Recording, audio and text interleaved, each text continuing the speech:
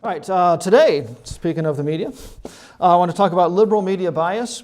And really, this is a very short lesson with a lot of examples. And I probably won't give you all the examples because I keep adding to them through the years.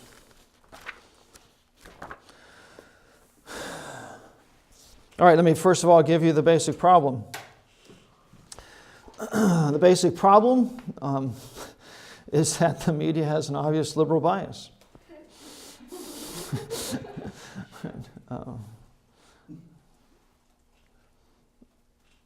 that obvious? So, all right.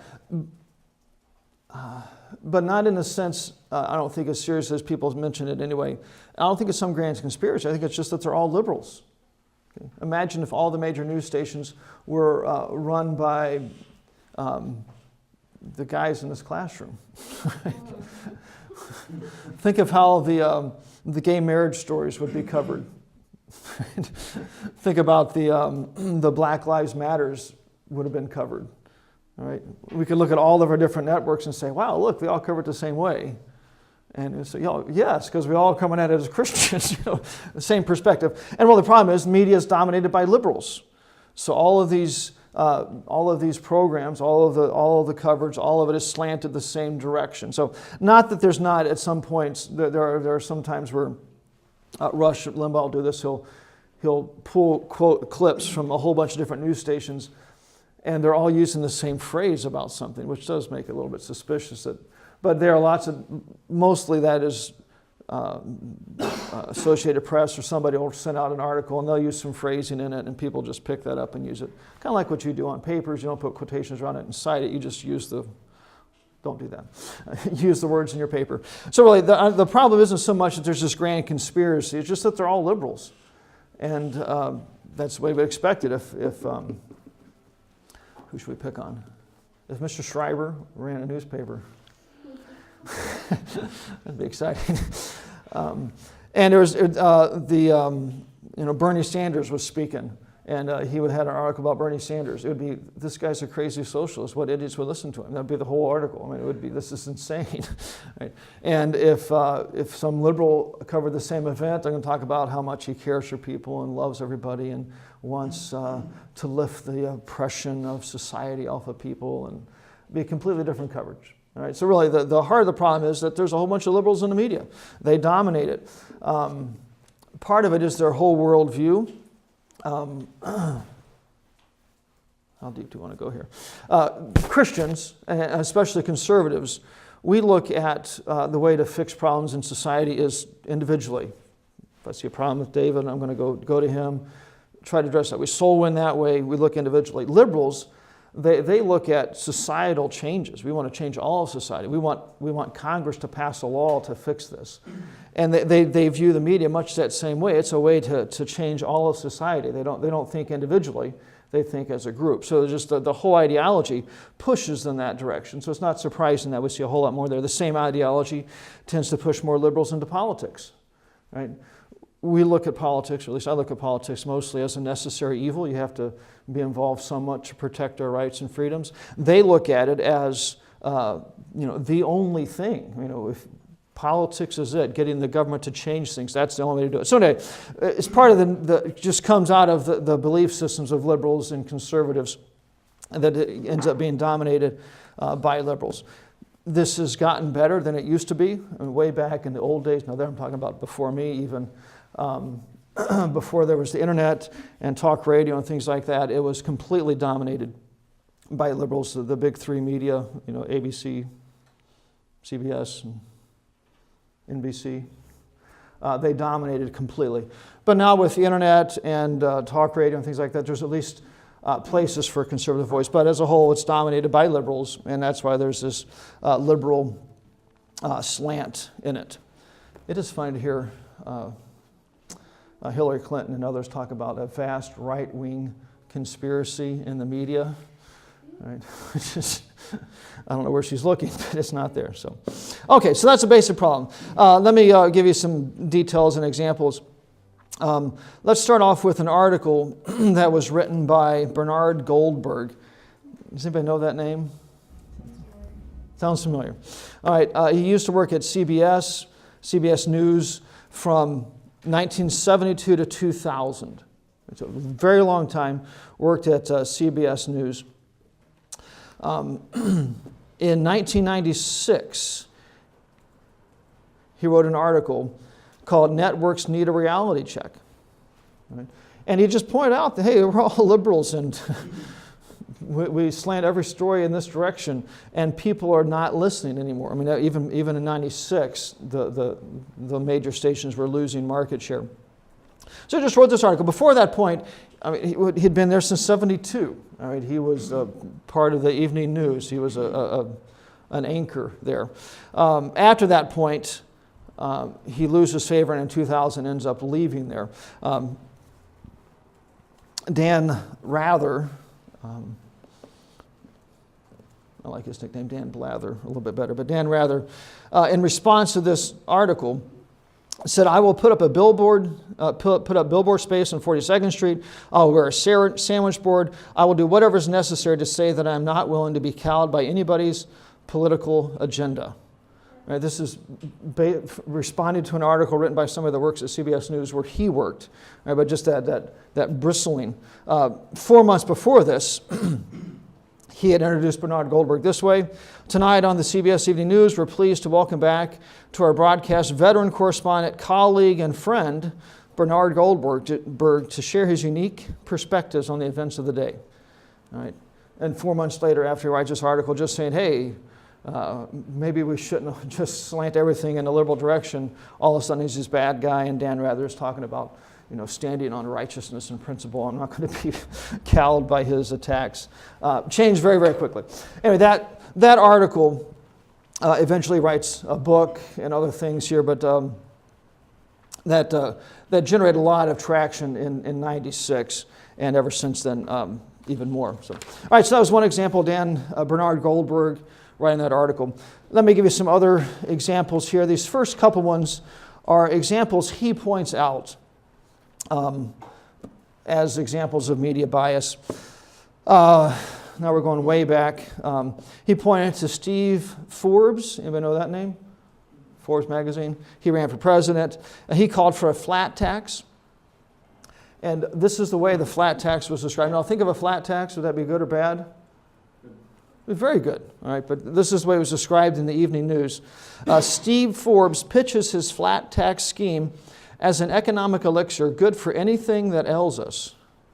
Think of the picture that's brought up in your mind. Think of, I don't know. Yes, I was thinking, Little House on a Prairie, when somebody walks, that peddler comes in with this medicine that'll cure everything. Right? Think a crackpot, this is a crazy man. And that's the image he brought up. At the end of the report about this flat tax, he said, the fact remains, the flat tax is a giant untested theory. One economist suggested before he put it in, we should test it out someplace, like Albania. So just complete disdain for this whole idea of this flat tax. All right. Another example Goldberg pointed out, let me just read the statement. This was on CBS this morning. There were two ladies coming on to talk about a sexual harassment case. One is Phyllis Schlafly. Anybody know that name? Very conservative woman. And the other was a professor, Catherine McKinnon, liberal. And here's the way they're introduced. Just ahead, we're going to ask noted law professor Catherine McKinnon and conservative spokeswoman Phyllis Schlafly to talk about that. Who there is given instant credibility? The noted law professor, obviously, and this other person is just a conservative spokesman. Phyllis Schlafly also was a lawyer.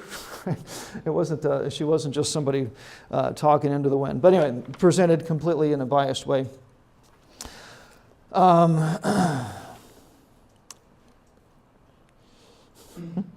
In the end of his article, Bernard Goldberg finished it this way: "There's a better chance that Peter Jennings would identify Mother Teresa as the old broad that used to work in India than there is that he would call a liberal Democrat a liberal Democrat." I mean, that wasn't going to happen. We can malign other people, but a liberal Democrat is a noted professor, an esteemed politician, a respect, whatever. They're not a liberal. Republicans or conservatives are always slammed that way. So in his article, he pointed to things like that to point out these problems. Let me give you some other examples. How far should we go? Other examples. During the 80s and early 90s, there were waves and waves of articles about the epidemic of homelessness in America. Who ran the White House during the 80s and early 90s? I know we're going back to ancient history. Anybody here 20? 21? So you're born 95? 93?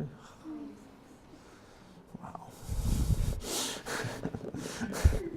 Bunch of children. All right, well, I remember the 80s and 90s. Who was the president during the 80s and early 90s?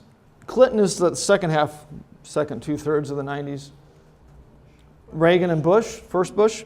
All right, so there's these waves of stories about homelessness described as people just like, maybe next week you might be homeless, as if there's no connection. It just happens to you. You get the flu, you become homeless, it just happens to you.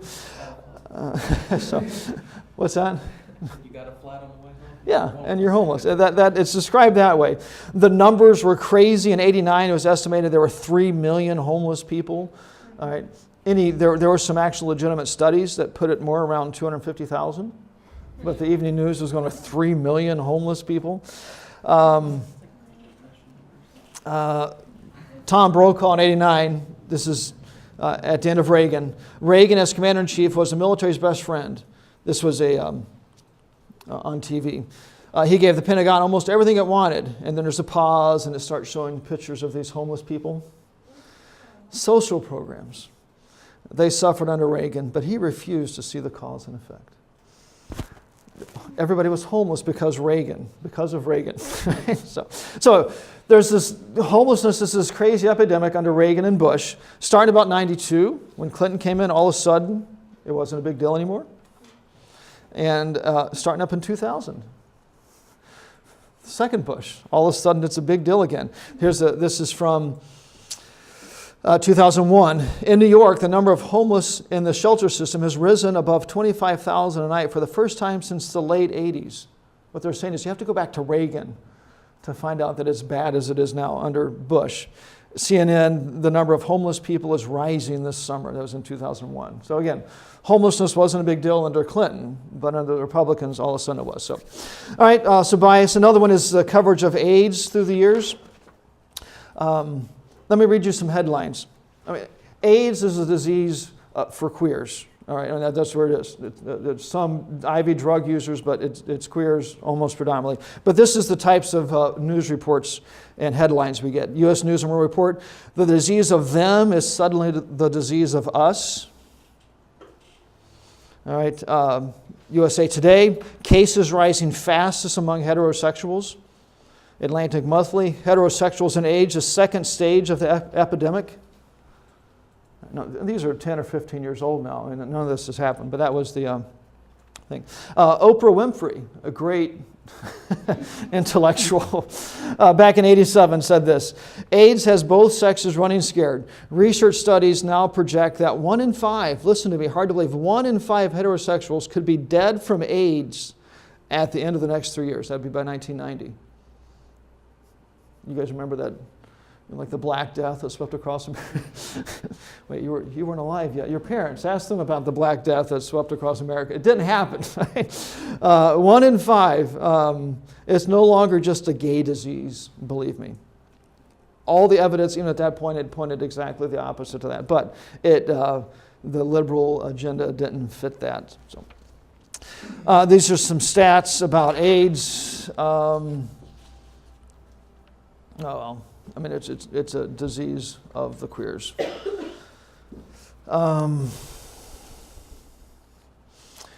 Dan Rather made this statement in 1992. He said, "It's one of those political myths about press bias. Most reporters don't know whether they're Republican or Democrat and vote every which way." Right. That was in 92. In 92, 89% voted for Bill Clinton, and 7% for Bush of the media. So it wasn't just that.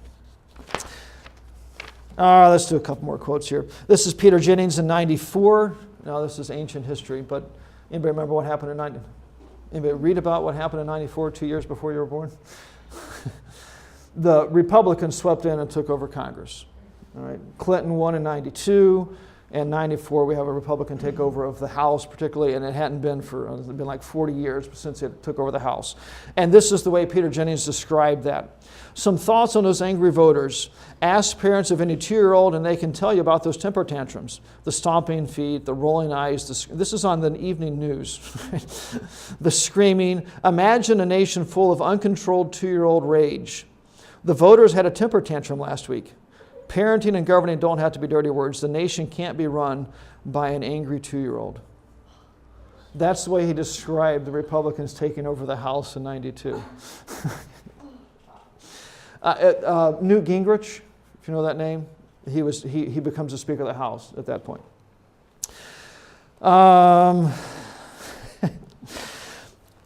Clarence Thomas, anybody know that name? Black man. Is it racist to observe that? Member of the Supreme Court. This was a statement about him. Julianne Malveaux, USA Today columnist, said this after he was confirmed. He said, "The man is on the court. You know, I hope his wife feeds him lots of eggs and butter and he dies early like many black men do of heart disease." No, that's racist. Just think about it. And it was let go. Imagine if somebody said that about Jesse Jackson. But it was let go. It's okay. It's crazy. Did you hear that for the first time in 10 years he spoke in the Supreme Court? Oh, no. Yeah. Since Scalia, who was really the vocal one and stuff like Yeah. that, maybe he's Stepping up to talk. Yeah, he always just sits there and looks. He drove somebody on some gun rights issue. Oh, wow. No, I didn't hear that. There we go. Clarence Thomas, still around. Apparently his wife did not feed him eggs and butter. So, man, that's disappointing. All right. Maybe back to a little more modern times. Anybody remember Sarah Palin? All right. I wish I didn't, maybe. Washington Post, Inside Washington, February 12th, this would be 2010. I watched her speak at the Tea Party convention. Then I listened to the interview that followed with the Tea Party chairman, and it was embarrassing at points, to the point where you just wanted to avert your gaze when she starts to talk. Simple thoughts, very simple-mindedly expressed. Just as the Supreme Court nominee who was defeated, you know, everybody needs to have a little mediocre representation, and that's what I am. That's what she is. That's how Sarah Palin was described. I'm not a big Sarah Palin fan, but to say that she's simple and simple-minded is a little bit biased.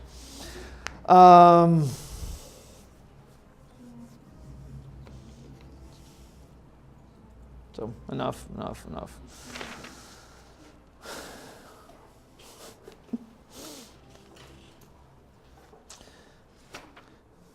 All right, this quote is from 2005, referencing people who were displaced by the hurricane that hit New Orleans, Katrina. Harry Smith, CBS early show, September the 6th. Do I need to be concerned that I'm going to go, talking about these refugees, do I need to be concerned that I'm going to go live with a church family? Are they going to proselytize me? Are they going to say, you better come to church with me or else? You're not going to get your breakfast this morning. Talking about how bad it would be if one of these people who had had their house destroyed ended up living with a Christian. And that Christian said, won't you come to church with me? That was his whole point. Think of how bad it would be. Or they could have said, there's no way for the Christian to win here. If the Christian says, no, I don't want you in my house, then they're bad. So anyway, you can see there's no way to win for them. So, all right, so the point is, the media is filled with biasness. I mean, it's there, it's everywhere. Listen to it. There's been some correction in this, and the major media outlets have lost massive shares of the market, and online venues have cut into this, but it's still there and still very prominent. If you ever doubt it, grit your teeth and watch CNN sometime. That is the hardest thing to do. Not only do they have people like Rachel Maddow, who's just dog ugly, right? And extremely liberal, but last time I watched CNN, one of the last times I was at the airport waiting for a ride to pick me up, and there's this hour and a half program about global warming. and how bad it is, and pictures of how far the glaciers used to come down now, and now the glaciers are out of sight. Just on and on and on about all this. It was tough to watch. So, okay, it's there. Now the last point here is, what do we do? What's the solution to this?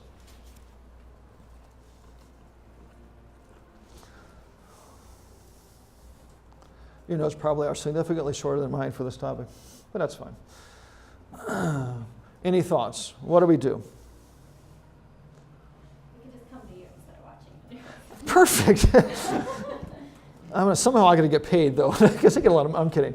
Come to me. Well, that's partly the right answer. Not necessarily come to me, but instead of watching the news is partly the right answer. So, really, the answer is don't listen, don't watch. If you can't stand the biasness on CNN, then don't watch them. Don't listen to them. Don't subscribe to them. Don't go there. Don't listen. Don't watch. It's a free country. They are free to broadcast this stuff, but we don't have to watch. That is really the answer. Don't partake. What would how do I phrase this question? What would be an inappropriate answer? That's very vague. Let me just tell you. If you're thinking we need to pass some law, we need the government to step in to make this fair, that's very much the wrong answer. All right, that is the liberal solution. Liberals always want the government to fix things. Remember, that's societal. We can't expect people individually to make the right decision. We need to pass some law. That is not the answer. So if you're thinking that, we got to have a law that says they have to be fair. No, we don't need that. There's laws if they're going to lie and malign people. There's laws against that, but we don't need the government. The government has done stuff like that. Anybody heard of the fairness doctrine? Nobody? There's some talk of reviving it. It went away about 1990. It opened the door for talk radio as we know of it. The fairness doctrine said that if a radio station had a conservative on to do a program, they had to have a liberal on for the same amount of time, right, to be fair. Right? It wasn't nothing fair to the owner. It wasn't, this is your station, you can do what you want to it. Not that kind of fairness, but if you had a conservative, you had to have a liberal. So if somebody wanted to have Rush Limbaugh on for 3 hours, they had to have some liberal on also for 3 hours. And it economically wasn't feasible because nobody wants to listen to the liberal. All right, so it just put a damper on that. Once that's gone away, it's opened up the door to all the conservative talk show programs we have today because that fairness doctrine is not there. In the last couple of years, I've heard the FCC floating the idea of bringing back the fairness doctrine, and it would undermine a lot of the conservative talk shows we have today. So anyway, the government is not the answer. Just don't listen. Don't watch. I just told you to watch, but don't watch. Just maybe enough to make sure you know it's sickening, and then stay away from it. So, okay, questions about that? I thought about having that be the lecture that you watch, and having you watch some footage, but I never got it together. So you get it this way. All right, I want to try to do 2 more things today. And I think we can get that in. So we have the media is liberal. Not a lot of question. The next thing I want to talk about is political parties. This is a little bit out of the order that I wanted to do them originally because we skipped over the liberal media. But political parties. The lecture you watched or will watch, in some cases maybe, had to do with politics and you being involved personally and how far a pastor should be involved in politics, both legally and as a Christian. What's the balance there? And then we talked about political campaigns. We're getting watching some political campaigns that didn't have all these elements to win. The topic today is political parties. A little bit about them. So, first of all, just a very basic definition of a political party. It's a voluntary group of citizens who organize themselves to win elections, control the government, influence public policy, etc. A voluntary group of citizens. That is at the heart of it. Now, because they are seeking to have somebody from their party become president or senator or mayor of the city or governor, we often forget the fact that this is just a private organization. Right? It's not the government didn't create the Republican and Democratic Party. It's a private organization. And it is then a little bit irritating, when the government, there's an appropriate level of involvement, I think, for the government, but it really is irritating when the government starts to meddle with how this organization operates. Right? You know, lots of states have open primaries, where the party chooses their candidate. And what it means is anybody in the state can come and vote. Imagine if the state dictated that churches have open elections for pastor. And we say, wait a second, they're not members of our church. Why should they get to vote? But states, many places it's mandated that there's an open primary. Anybody that wants to can come in and vote. You in Indiana will vote on whatever the day is in May, and you can pick Republican or Democrat. And you get the ballot for that party. I could go, that'd be fun, pull the Democrat ballot and vote for all of their candidates. I don't have to have ever been a member of the party or anything, but I can go and vote. So to me, it's irritating when the government starts meddling like that. This is a private organization. I think they should have the right to say, hey, no, you have to be a Republican. The Republican Party can maybe issue badges or something. You got to show your superhero Republican badge to go vote or something. Perfectly fine. But at the heart, it's a voluntary organization. We can't forget that. They are trying to win elections and other things, so there's obviously a connection with the government, especially if they win. Then they have members of their party that are the governor or in the legislature and things like that. But it is just a private organization. So, all right, so definition of political party. The next thing is different types of systems. I just broke this down into three different pieces. Three different types. The first type of system is a single party system. Can anybody guess how many parties there are in a single party system? Did you have to guess? I did. Oh, okay. We'll pray for you.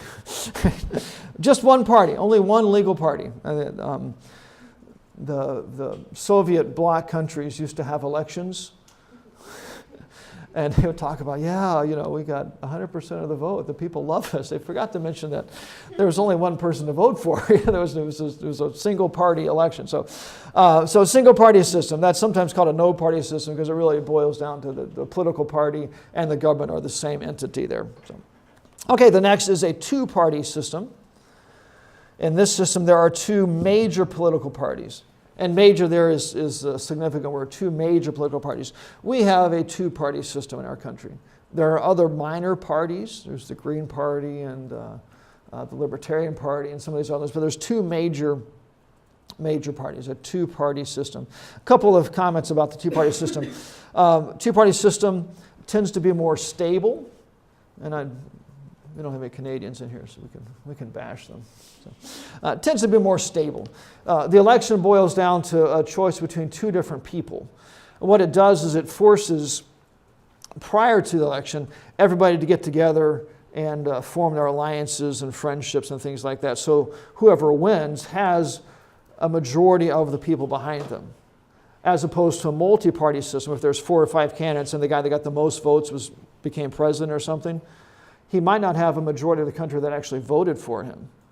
So, he might get 40% and somebody else 30 and somebody 20 and the other guy whatever's left. The supporters of these people might actually get together and work against the president, even though the president wins the election. It creates some instability in that way. So the two-party system, it forces people to make those groups and associations prior to the election so that whoever wins actually has the support, at least at that point, of more than half the country. So anyway, it's not foolproof, but it does tend to be more stable.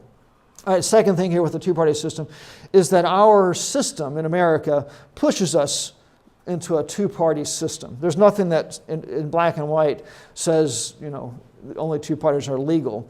But our system pushes us this way. Okay. And the biggest feature of our system is we have a lot of what are called single-member districts. A district where only one person is going to win and assume the office, right? Porter County, I should know this, I think they have 5 members of the county board. Imagine if we had a county-wide election and the top 5 people go to the county board. That would be then 5 members from